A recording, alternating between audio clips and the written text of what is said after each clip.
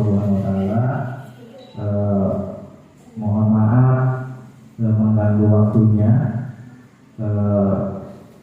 dalam kegiatan presentasi budaya positif yang akan disampaikan oleh narasumber kita, yaitu Ibu Nur Siti Badaria, yang mudah-mudahan ini bisa menjadi calon guru penggerak di SMA Nurul Falah, dari SMA Nurul Falah ya.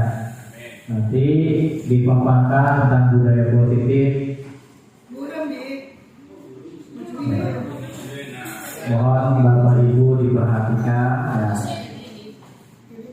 Selaku tugas juga buat Ibu Nur Siti Badaria dalam pelatihan ya. Sekali lagi saya mohon maaf dengan waktunya dan terima kasih atas bersedianya untuk hadir dalam paparan presentasi yang akan disampaikan oleh Ibu Nur Siti Badaria, yaitu tentang budaya positif. Langsung aja ya, tidak berpanjang kala karena waktu kita semakin berjalan. Langsung saja kita dengarkan presentasi yang akan disampaikan oleh Ibu Siti Badaria. Kepada Ibu Siti Badaria saya persilakan. Terima kasih ya Bapak Ibu sudah meluangkan waktunya. Saya juga merasa ini gimana ya, grogi nih sebenarnya, tahu banget karena sebenarnya lebih memperjelaskan di depan guru-guru yang sudah lebih hebat ya. Oke, saya akan mempresentasikan tentang budaya positif ya, yang saya terima pelatihan di hari Kamis. Nah, tentang pertama disiplin positif dan nilai-nilai kebijakan universal. Lalu ada teori motivasi, hukuman dan penghargaan, keyakinan kelas, simulasi keyakinan kelas, kebutuhan dasar manusia dan 5 posisi kontrol guru, segitiga restitusi, dan simulasi segitiga restitusi. Itu yang akan kita pelajari, dan dari semua ini saya akan mencoba mempersingkatnya ya, agar tidak lama.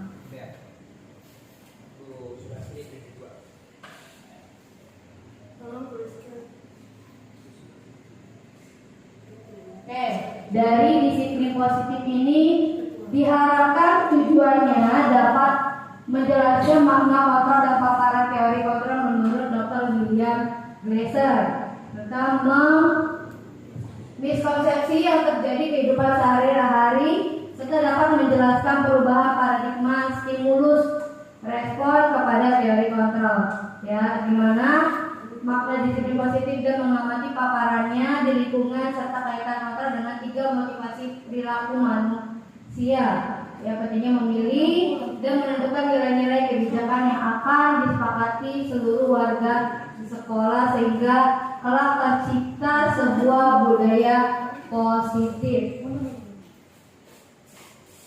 Nah, pertanyaannya ada pertama, hukuman dapat mendisiplinkan anak. Memberi hukuman dengan hal positif seperti membaca atau membersihkan halaman sekolah dapat meningkatkan disiplin anak. Memberi penghargaan dapat meningkatkan motivasi belajar anak. Nah, itu tadi 3 yang harus kita rubah ya Bapak Ibu dari perubahan paradigma. Ini contohnya pemahaman. Pertama, ya ilusi guru mengontrol murid. Kedua, ilusi bahwa kritik membuat orang merasa bersalah dan dapat menguatkan karakter. Ilusi semua bahwa penguatan positif efektif dan bermanfaat. Ilusi bahwa orang dewasa memiliki hak untuk memaksa. Itu yang juga harus kita rubah.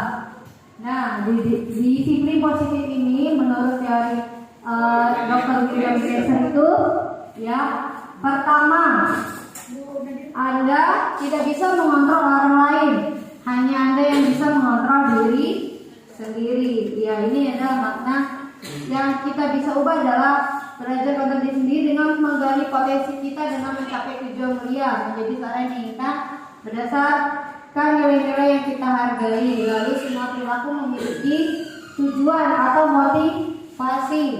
Ya, biasanya ada 3. Pertama, untuk menghindari hukuman. Kedua, mendapatkan imbalan. Ketiga, menghargai diri sendiri. Biasanya rata-rata anak itu di 2 ini ya. Kalau misal tidak piket, biasanya bayar denda. Nah, dia piket itu berarti karena dia menghindari hukuman tadi. Ya, contohnya lagi misalkan yang mendapatkan imbalan. Ya, nah ini yang perilakunya yang harus kita rubah. Nah, kita ingin anak itu untuk menghargai dirinya sendiri dan mempunyai nilai kebajikan universal dari nilai yang keyakinan kelas yang dia yakini. Gitu. Nah, contoh untuk mendapatkan imbalan bisa apa? Kalau misalkan nilainya bagus, diberi hadiah, diiming-imingi hadiah. Nah, itu merupakan motivasi dari eksternal yang kita harapkan dengan untuk menghargai diri sendiri itu anak mempunyai motivasi dari internalnya sendiri. Nah, kita pada berpikir menang-menang kolaborasi dan konsensus menciptakan pilihan-pilihan baru. Nah, kita ini biasanya ada 5 fungsi kontrol guru sebagai penghukum, pembuat rasa bersalah, teman, pemantau, dan manajer. Nanti kita bisa dilihat bagaimana yang idealnya posisi kita harus seperti apa ketika anak berbuat salah. Ya, agar anak itu menyadari kesalahannya. Ya. Nah, dari posisi manajer ini nanti ada segitiga restitusi. Ya, ada 3, ada menstabilkan, validasi kebutuhan, dan menanyakan keyakinan. Nah, kalau misalkan dari tas kebutuhan kita itu ada berbeda. Kebutuhan dasar kita manusia ada 5. Ya, bertahan hidup, ada penguasaan, kasih sayang dan rasa diterima, kesenangan dan kebebasan. Contoh, misal anak yang telat karena membantu orang tuanya terlebih dahulu berjualan. Berarti kebutuhan dia yang mana? Adalah kebutuhan bertahan hidup. Bisa ketika dia tidak mau piket karena udah bayar pulang. Nah, dia berarti butuh rasa kebebasan yang lepas dari tanggung jawab.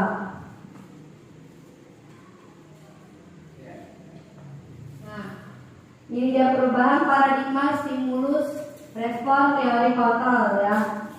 Nah, responnya stimulus respon, kita mencoba mengubah orang agar berpandangan sama dengan kita. Yang kita ubah adalah kita berusaha memahami pandangan orang lain terhadap dunia. Yang kedua, perilaku buruk dilihat sebagai suatu kesalahan. Yang kita ubah adalah semua perilaku memiliki tujuan. Lalu ada orang lain bisa mengontrol saya Anda yang bisa mengontrol diri Anda. Lalu saya bisa mengontrol orang lain, Anda tidak bisa mengontrol orang lain. Ya, ini dari teori kontrol. Nah, makna disiplin. Apa sih disiplin itu? Ya, disiplin berasal dari kata Latin, ya, yaitu disiplin, yang artinya belajar. Nah, yang kita biasanya itu budaya kita makin disiplin telah merubah menjadi sesuatu yang dilakukan seorang pada orang lain untuk mendapatkan kepatuhan. Cenderung umum adalah menghubungkan kata disiplin dengan ketidaknyamanan, bukan apa yang kita hargai atau pencapaian suatu tujuan mulia.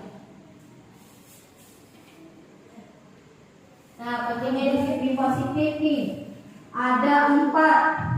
Yang pertama, pembelajaran ketika disiplin diharapkan ketika disiplin positif, yaitu pertama pembelajaran lebih efektif, ya. Lalu pengembangan rasa empati, pembentukan karakter yang kuat dan pencegahan perilaku negatif. Ya, kata tadi diharapkan motivasinya timbul dari diri sendiri.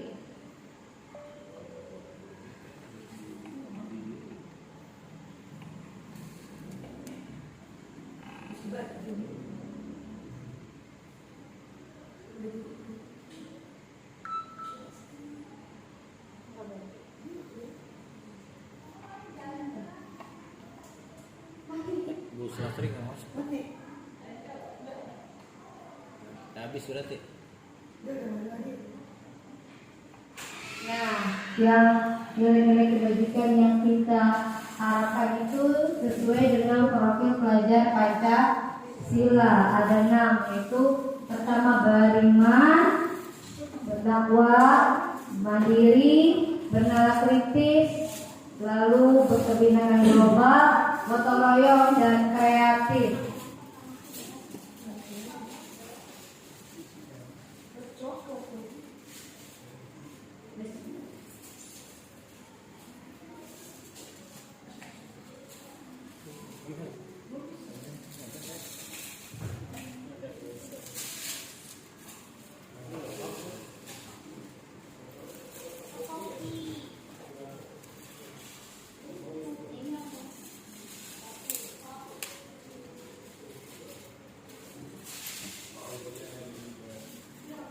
Nah, ada pentingnya nilai-nilai kebajikan universal. Pertama, pedoman moral, bagi pedoman moral. Yang kedua, penghargaan terhadap keberagaman. Ketiga, pemahaman tentang kebaikan dan pengembangan karakter holistik.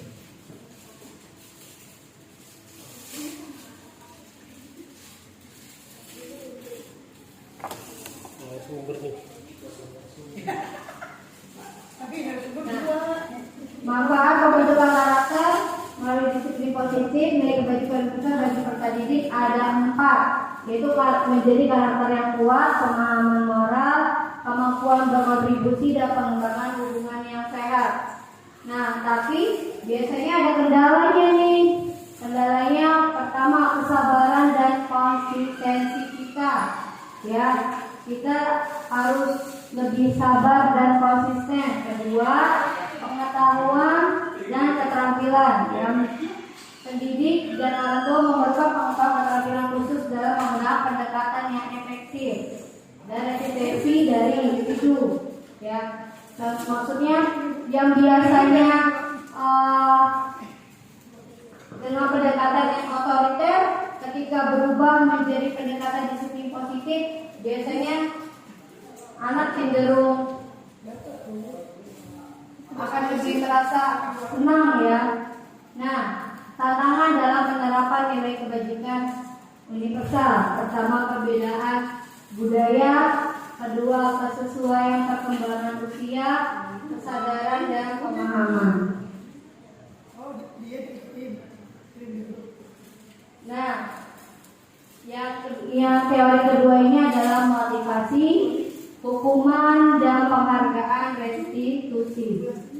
Ya. Nah, tujuan ini dapat menjelaskan teori, menganalisis teori motivasi, terus menjelaskan konsep hukuman penghargaan, melakukan pengamanan dan peninjauan atas praktik penerapan konsep-konsep tersebut dalam lingkungan.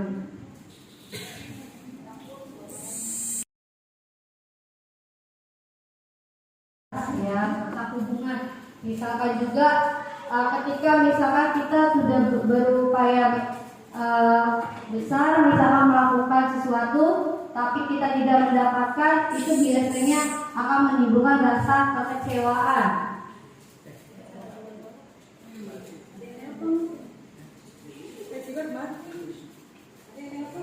Nggak, tadi nyala lagi.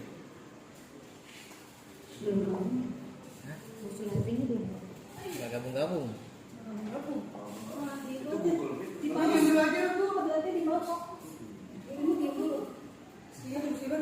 Pengaruh jangka pendek dan jangka panjang, ya. Tadi Baterainya nggak mau masuk kali, Bang. lagi PM. Jadi ngapainnya? Tadi Tadi dia minta. iya, makanya tadi nah, tadi nih, pihak penghargaan merusak hubungan, mengakibatkan rasa iri, motivasi hanya sesaat untuk menyenangkan guru, lalu menciptakan persaingan di kelas. Ya, kalau misalkan tadi penghargaannya atau misalkan imbalannya tidak sesuai. Nah, yang bisa kita lakukan adalah bukan memberikan imbalan, tapi adalah apresiasi. Yang positif diberikan terhadap orang lain atau bisa juga terhadap sesuatu yang dikerjakan dengan menggunakan kalimat-kalimat positif. Nah, berhubungan dengan peningkatan dan lain sebagainya. Ya. Nah, biasanya diberikan oleh Pak secara khusus, pribadi kepada semua murid dan diberikan pengakuan secara konsisten. Nah, ini contoh kata-katanya ya. Misal, ya kemarin saya perhatikan itu kalimat pembukanya. Nilai kebijakannya apa? Rasa empatimu besar sekali. Nah, pada situasi apa? Saat murid pada saat menolong murid baru di kelas. Ya, itu bisa kita lakukan apresiasi apa yang dia lakukan, ya. Contohnya lagi, misalkan yang terakhir, terima kasih untuk rasa tanggung jawabmu pada saat kamu memungut kertas yang berserakan di lantai. Nah, hukuman ya bersifat tidak terencana atau tiba-tiba, tidak tahu apa yang akan terjadi jika dilibatkan. Ya, hukuman bersifat satu arah dari pihak guru, ya, yang memberikan dan murid saya menerima sesuatu hukuman tanpa melalui kesepakatan atau pengarahan dari pihak guru baik sebelum dan sesudah hukuman. Ya, biasanya apa? Hukumannya berupa fisik maupun psikis. Ya, murid anak disakiti oleh batu atau kata-kata. Nah, misalkan kadang hukuman itu tidak sesuai. Ya, contoh kita bisa ubah, misal nih, kalau misalkan anak yang terlambat, contohnya kira-kira hukumannya apa? Nanti ada kita buat yang namanya di keyakinan kelas, ya. Contoh misalkan berarti dia harus menunggu sesuai dengan jam keterlambatannya, kecuali memang di bidang olahraga. Misalkan dia telah masuk di bidang olahraga, dia bisa misalkan lari, ya. Nah, beda dengan konsekuensi, ya. Konsekuensi terjadi dalam bentuk yang sudah terencana dan disepakati, sudah dibahas dan disetujui oleh murid-murid. Ya, umumnya bentuk konsekuensi dibuat oleh pihak guru, sekolah dan murid sudah mengetahui sebelumnya. Konsekuensi akan diterima bila ada pelanggaran. Bedanya tadi yang hukuman, ya. Dan penerapan konsekuensi murid tetap dibuat tidak nyaman untuk jangka waktu pendek, ya. Nah, biasanya contohnya anak udah tahu nih kesepakatan, ya. Kalau misalkan bawa HP, konsekuensinya seperti apa, main HP di kelas. Tapi kita biasanya harus buat dulu keyakinan kelasnya, kesepakatan. Beda kesepakatan dengan keyakinan kelas dengan peraturan. Nah, perbedaan bisa dilihat dari hukuman dan konsekuensi. Ya, hukuman suatu yang menyakitkan harus terjadi, tapi konsekuensi juga sesuatu yang harus terjadi. Bedanya apa? marah, rasa bersalah, merasa tidak dihargai, kehilangan dibuat hak, tidak nyaman, diasingkan untuk sementara. Perbedaannya bisa ya dilihat di tabel ini. Nih kita pakai contoh. Mencatat 100 kali di dalam buku kalimat, saya tidak akan terlambat lagi karena pulang sekolah. Hukuman atau konsekuensi? Hukuman. Lari mengelilingi lapangan basket 2 kali karena terlambat hadir di sekolah. Hukuman.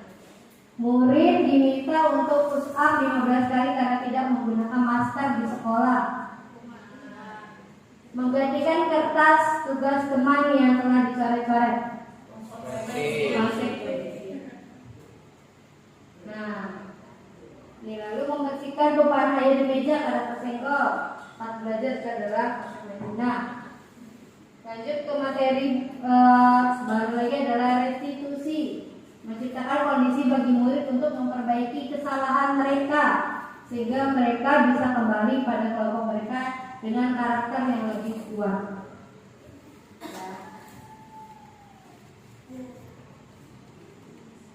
Nah, di sini juga ada tabelnya perbedaan antara hukuman, konsekuensi dan restitusi. Ya. Kalau misalkan di hukuman, salah satu contohnya misalnya korban mendapatkan keadilan. Kalau misalkan di hukuman, nah kalau misalkan di konsekuensi korban bisa diabaikan karena hanya satu ya. Tapi kalau di restitusi korban mendapatkan ganti atas perlakuan yang dia lakukan tadi, misalkan coret-coret, dia bagaimana?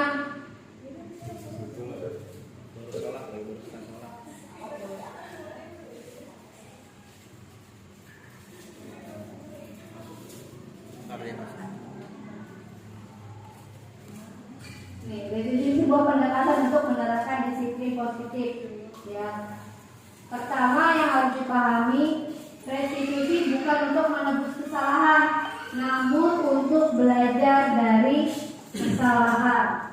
Lalu restitusi memperbaiki hubungan, ya, adalah tawaran bukan paksaan, menuntut untuk melihat ke dalam diri, mencari kebutuhan dasar, ya.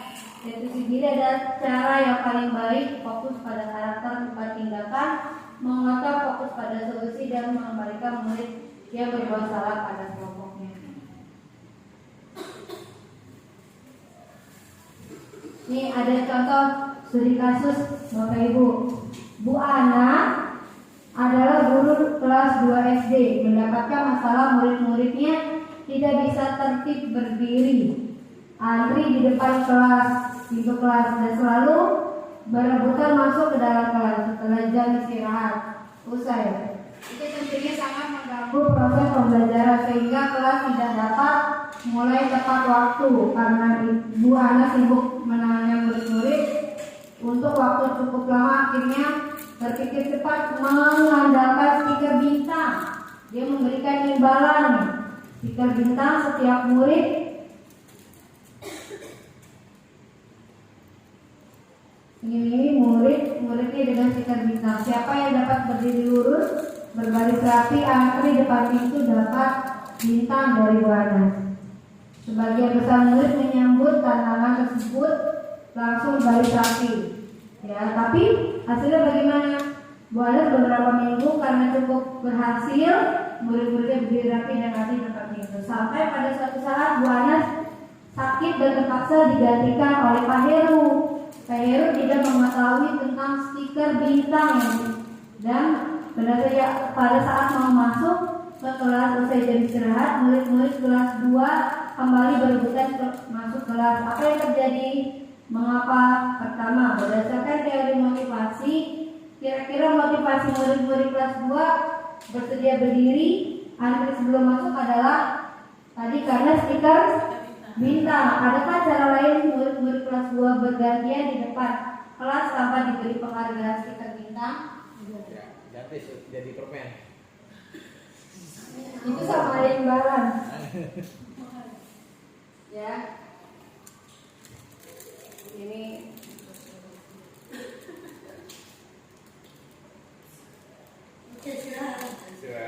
ini dari semuanya. Oke,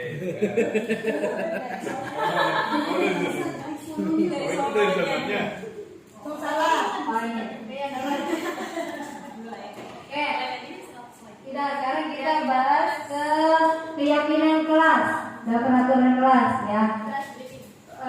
Keyakinan kelas dan peraturan kelas sama atau tidak? Iya. Bukan. Berbeda keyakinan kelas dengan peraturan kelas berbeda. Keyakinan kelas berlandaskan nilai-nilai kebajikan atau prinsip universal. Ya. Nah, ini contoh dari nilai kebajikan kelas yang diyakini dapat dari peraturan berikut. Dicontoh menggunakan helm saat mengendarai motor, membuang sampah pada tempatnya, dilarang menggunakan kata-kata kasar.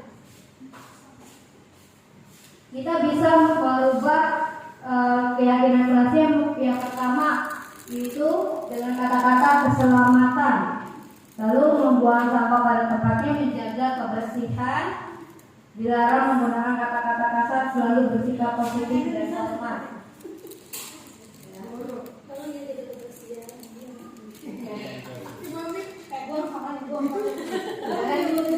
Nah, langkah utama dalam menetapkan keyakinan kelas. Nah, ini apalagi kan rata-rata Bapak Ibu adalah wali kelas ya. Ini bisa diterapkan, nanti saya juga ingin menerapkan di kelas ya. Pertama, ya berdiskusi mengenai gambaran perilaku yang mencerminkan keyakinan kelas. Kita bisa berdiskusi sama anak-anak membuat keyakinan kelas ya sesuai yang sudah disepakati. Mengubah peraturan menjadi kalimat yang lebih positif, meninjau ulang keyakinan kelas dari waktu ke waktu, tapi tetap dipantau Bapak Ibu.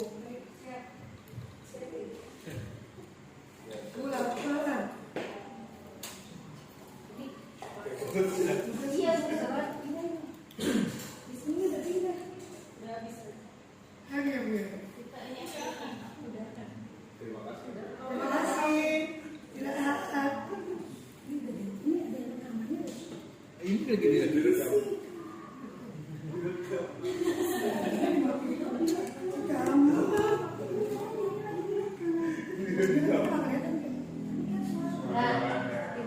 Di budaya positif, nilai-nilai keyakinan dan kebiasaan-kebiasaan di sekolah yang berpihak pada peserta didik agar peserta didik dapat berkembang menjadi pribadi yang kritis, penuh hormat dan tanggung jawab.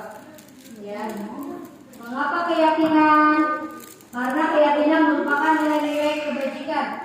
Berbedanya amatura kalau misalnya keyakinan itu yang dia yakini, oh kalau misalkan memang kalau buang sampah itu sembarangan itu tidak baik ya, timbulnya apa, itu yang dia yakini dulu. Kita buat kesepakatan di kelas ya, sepakati bersama secara universal lepas dari latar belakang suku, negara, bahasa maupun agama ya, akan lebih termotivasi seorang dari dalam ya.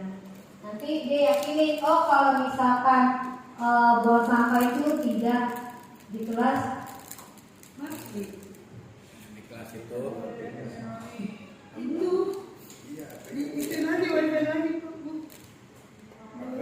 Ciri-ciri keyakinan kelas. Yang pertama, bersifat lebih abstrak daripada peraturan yang lebih rinci dan konkret. Keyakinan kelas berupa pernyataan yang dibuat dalam bentuk kalimat positif. Yang tadi contoh-contohnya ya, misal kita pengen anak rajin nih, jaga kebersihannya. Bisa dengan cara tadi membuat kalimat tadi ya, membuat lingkungan nyaman. Keyakinan kelas dibuat dalam jumlah banyak sehingga mudah diingat dan dipahami. Keyakinan kelas merupakan sesuatu yang dapat diterapkan di lingkungan kelas tersebut. Pembuatan keyakinan melibatkan semua warga kelas melalui kegiatan curah pendapat. Kita kembali dari waktu ke waktu. Ini pelaksanaannya, ya, mengenalkan keyakinan kelas pada peserta. Kenalin dulu Bapak Ibu keyakinan kelas ya. Kita buat kesepakatan, kita kita kasih tahu keyakinan kelas, disosialisasikan, lalu menyusun keyakinan kelas yang membiasakan penerapan keyakinan kelas untuk menentukan disiplin. Nah, pertama melaksanakan sosialisasi, menyusun, membuat poster. Anak bisa membuat poster, bisa menggunakan karton, ditempel, ditulis. Jangan lupa keyakinan itu ditulis biar anak itu tahu. Oh, kalau dia melanggar ada keyakinan kelas yang dia langgar itu apa. Lalu yang keempat, menempelkan keyakinan kelas di tempat yang mudah dilihat. Ya.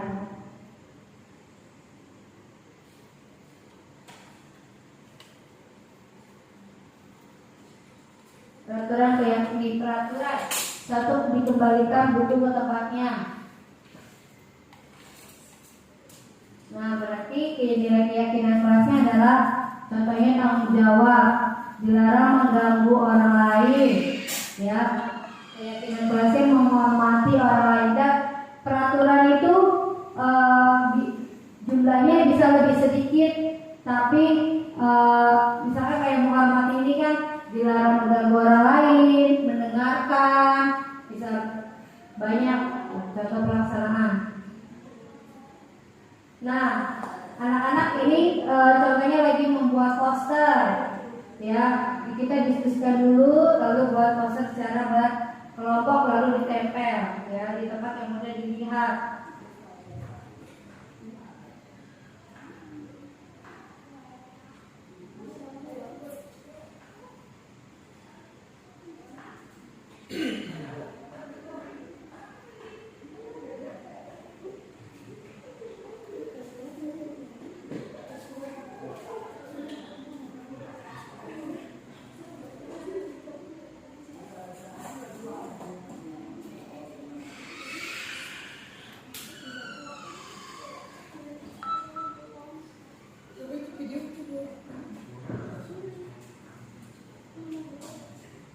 Nah, ini ada, kita masuk ke materi berikutnya, yaitu kebutuhan dasar manusia, ya.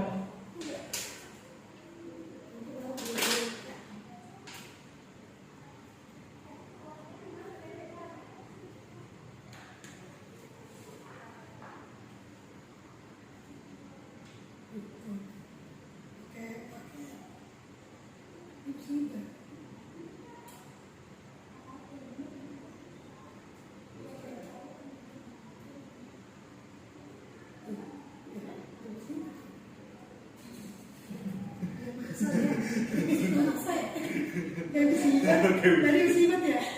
Ya, tuh, musibat tuh kan? Musibat. Musibat.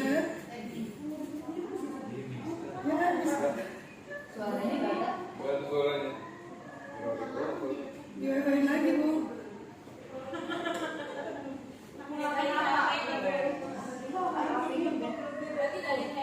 Dari sini.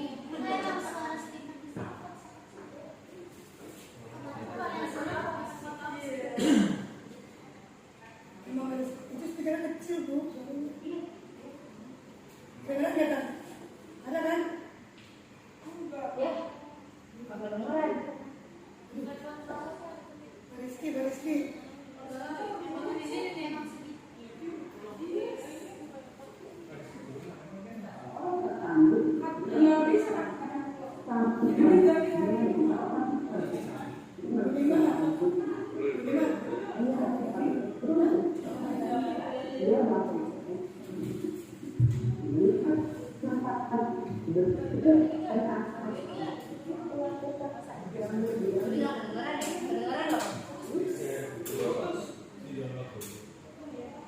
Nanti kan ini materinya saya share juga.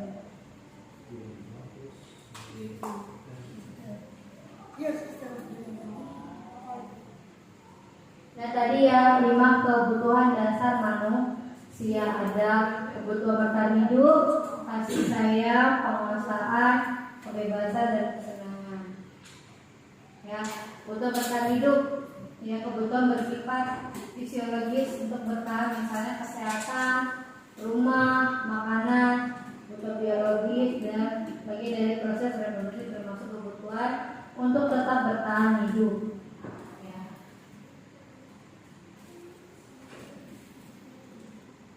Kasih sayang, penguasaan, kesenangan. Nah, kesimpulannya, semua orang senantiasa berhak untuk memenuhi kebutuhannya dengan berbagai cara. Ya, bila mereka tidak bisa mendapatkan kebutuhannya dengan cara positif, mereka bisa melanggar peraturan untuk melakukan hal yang tidak sesuai dengan yang dibagikan. Ya.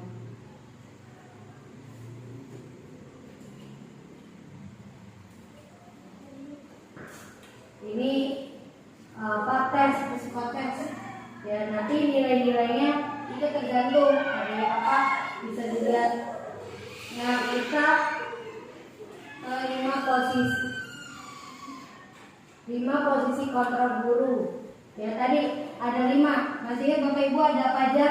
Sebagai penghukum, pembuat rasa bersalah, ada lagi manajer, lalu ada penghukum, pembuat rasa bersalah, ada teman, manajer, dan pemantau. Ini contoh kasus. Bu Aya mendapati salah seorang siswa yang bernama Adit tidak memakai atribut seragam sekolah yang lengkap saat upacara bendera. Ketua sekolah mengharuskan murid mengenakan atribut perlengkapan seragam yang lengkap. Sebagai guru kita harus bertindak apa? Tadi di posisi kontrol guru ya. Nah, contoh penerapan 5 posisi kontrol guru. Ada hukum, pembuatan bersalah, teman, pemantau, dan manajer. Ada videonya juga. Nah, bedanya penghukum yang mengading, menunjuk, menyakiti, menyindir. Ya, kalau membuat rasa bersalah, dia masih, kalau di videonya tadi bisa buka, dia ada cara ekspresinya juga. Kalau membuat rasa bersalah itu biasanya berceramah, mengatakan seharusnya ibu kecewa, itu membuat rasa bersalah. Teman membuat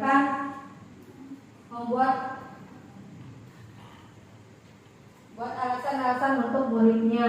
Pemantau menghitung dan mengukur. Manajer menggunakan pertanyaan-pertanyaan. Saya kecewa sekali dengan kamu. Posisinya ya, siapa yang mengatakan pembuatan rasa bersalah. Kamu tidak pernah benar melakukannya, menghukum. Ya, ayolah lakukan demi ibu bapak.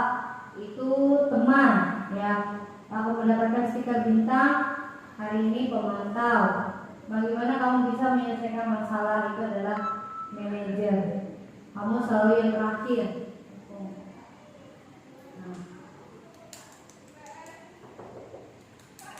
Tadi sebaiknya kalau misalkan dari yang saya jelaskan tadi, kita di posisi yang mana Bapak Ibu? Semua. Ya kadang kita ngelakuin semua ya. Tapi idealnya yang baik itu sebenarnya yang posisi manajer. Ya, menanyakan tadi. Nah tadi nih ya, resolusi adalah sebuah proses menciptakan kondisi bagi murid untuk memperbaiki kesalahan mereka. Ya, ada tanggung jawab di situ. Nah, 9 ciri restitusi. Bukan untuk menebus kesalahan, namun untuk belajar. Kesalahan memperbaiki hubungan, tawaran bukan paksaan, tadi udah ada ya. Perbedaan, nah ini tadi segitiga restitusi. Pertama adalah menstabilkan identitas, lalu memvalidasi kebutuhan dan menanyakan keyakinan. Ya, ini menstabilkan identitas untuk membuat anak-anak merasa karena berbuat salah menjadi positif terhadap dirinya. Ya. Guru berkata berbuat salah itu hal yang manusiawi, tidak ada manusia yang sempurna. Bapak Ibu juga buat salah. Kita pasti menyelesaikan permasalahan ini. Ini kata-kata untuk menstabilkan identitas. Ya. Nah, memvalidasi kebutuhan. Validasi kebutuhan ya. Kamu bisa melakukan hal lebih buruk, tapi kamu bisa melakukannya kan? Nah, kamu pasti punya alasan mengapa melakukannya. Itu memvalidasi kebutuhan, menanyakan kita jadi tahu kebutuhannya apa sih. Misalkan tadi tanya, kita misalkan ada anak yang terlambat, ditanya kamu kenapa terlambat, atau mungkin kayak kasus anak saya kemarin, itu saya sebenarnya sudah mencoba mempraktekannya. Ke Tanjung ya, kemarin anak saya disita karena dilihat 3 kali berturut-turut bajunya tidak pakai seragam hari Jumat. Saya tanya menggunakan segitiga restitusi. Nah, menstabilkan dulu. Saya tanya kenapa kamu tidak pakai baju seragam? Kata dia, saya malu bu, soalnya baju saya kegedean. Lalu saya menstabilkan. Oh, iya sih kalau baju kegedean jadi jelek ya. Ini juga malu sih kalau pakai baju yang kayak gitu. Terus kebutuhan. Nah, berarti kalau dari kasus kemarin anak saya ini si Tanjung ini butuh apa? Dikecilin bajunya. Oh, udah tahu kegedean kan dikecilin. Tadi 5 dasar kebutuhan manusia. Ada Tanjung ini butuh kasih sayang, perhatian ya. Nah,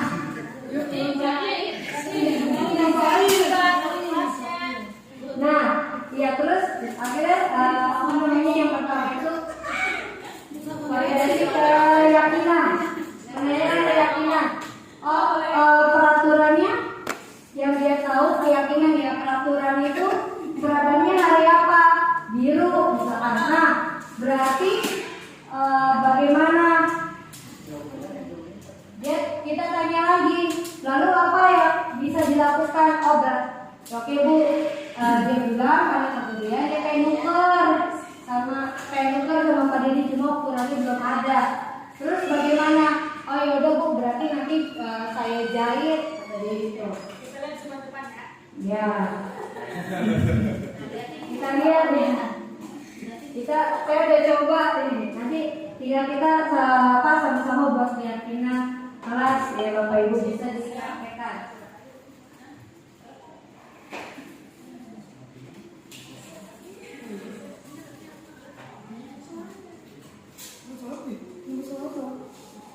Iya, refleksi. Nah ini alhamdulillah sudah Bapak Ibu. Nah nanti kita tinggal penerapannya saja. Nah jadi kalau misalnya kita udah tahu teori ini, kita nggak perlu marah-marah ke anak, ya kita nggak jadi nggak cepet tua. Kita nggak perlu marah-marah sama anak. Dia pasti tadi setiap perilakunya pasti memiliki tujuan, ya. Dan dia nanti kita tinggal menggunakan, pertama kita buat keyakinan kelas dulu, lalu ketika itu nanti kita lakukan tindakan segitiga restitusi. Terima kasih Bapak Ibu. Nonton dulu.